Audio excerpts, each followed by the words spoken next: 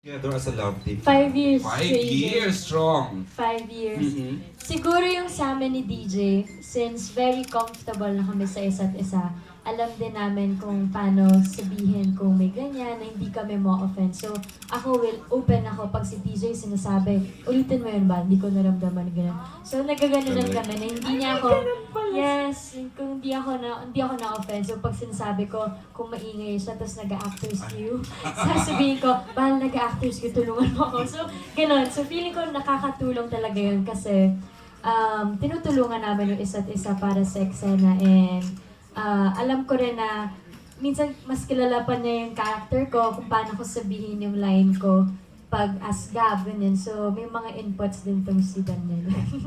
Bitch? Ah. Before ba hindi ka? First year, second year? Oo, syempre. Dahil may hiya factor na, tsaka paano mo sasabihin, di ba? Parang magaling ka pa eh. Hindi pwede.